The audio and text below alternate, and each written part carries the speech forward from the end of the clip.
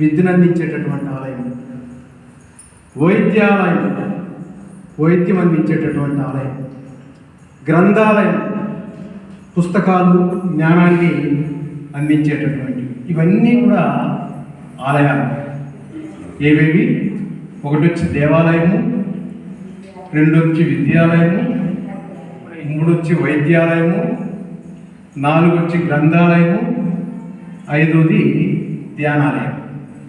వీటిలో పరమ పవిత్రమైనటువంటిది, శక్తివంతమైనటువంటిది, మనకి జన్మలకి ఉపయోగపడేటటువంటిది ఏదంటే ఒక ధ్యాన దివ్య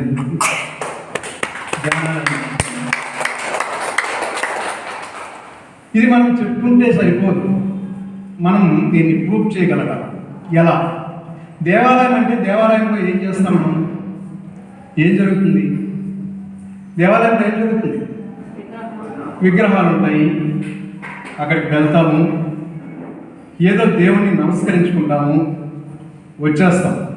మన జీవన విధానంలో కానీ, మన ఆలోచన విధానాలలో కానీ, మన ఆధ్యాత్మిక స్థితిలో కానీ ఏమైనా మార్పు వస్తుందా?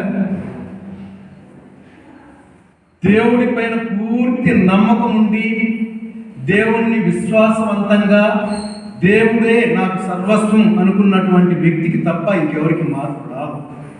ఎందుకంటే దేవాలయానికి వెళ్తాం, దేవాలయానికి వెళ్ళడం, దేవుణ్ణి దర్శించడం అనేటటువంటిది ఒక ఉదాహరణతో చెప్తే ఏంటంటే, స్వీట్ అంగడికి వెళ్తాం, ఇది గులాబ్ జామ్, ఇది లడ్డు, ఇది జాంగిరి, ఇది మైసూర్ పాకు అని చెప్పి దాన్ని నోట్లో పెట్టుకోకుండా, రుచి చూడకుండా మనం వచ్చేస్తే ఆ స్వీట్ వల్ల ఏమైనా ఫలితం ఉంటుందా? మనకి ఉంటుందా? ఉండదు. అదేవిధంగా దేవాలయానికి కూడా మనం వెళ్ళి ఈయన రాముడు అంటా ఉన్నాం, ఆయన కృష్ణుడు అంటా ఉన్నాం, ఈయన ఇంకొకటి అంటా ఉన్నాం, ఆయన ఇంకొకటి అంటా ఉన్నాం. ఇవి చూసి వస్తా ఉన్నాం, వాళ్ళ పాదాలు పట్టుకుంటా ఉన్నాం, వాళ్ళ పదాలు పట్టుకోవట్లే, వాళ్ళు ఏం చెప్పారో అది ఆచరించట్లే. మనం పాదాలు పట్టుకున్నంత మాత్రాన, దేవుణ్ణి దర్శించుకున్నంత మాత్రాన మన జన్మలలో ఉన్నటువంటి కర్మని మనం నివృత్తి చేసుకోలేం. రాబోయేటటువంటి జన్మలు కూడా మార్పు అనేటటువంటిది రాదు. కాబట్టి దేవాలయం వల్ల వచ్చేటటువంటి ఉపయోగం ధ్యానాలయం కంటే తక్కువ, ఎక్కువ? తక్కువే. ఇంకొకటి ఏంటంటే దేవాలయాలకు తక్కువేం కాదు, శక్తి క్షేత్రాలే, గొప్ప శక్తి క్షేత్రాలే.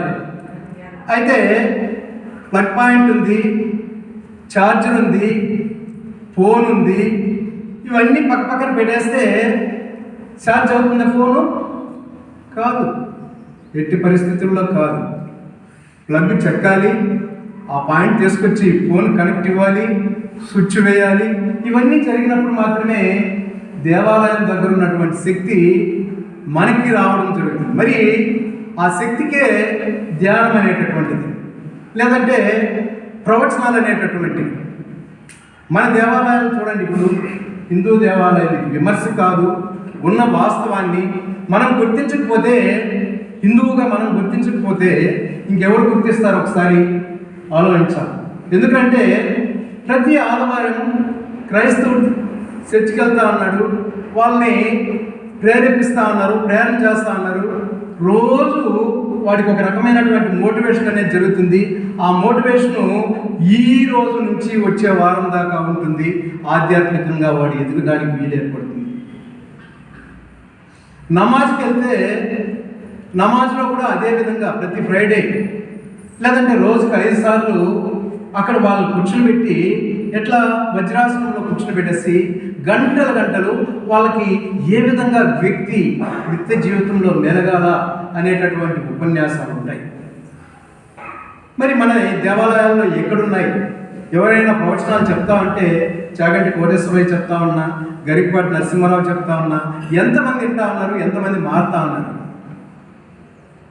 ఇది ఒక పెద్ద లోపం. ఈ లోపాన్ని పూడ్చడానికి వచ్చినటువంటిదే పిరమిడ్ స్పిరిచువల్ సొసైటీ. దీనికి ఒక్కసారి మనం గట్టిగా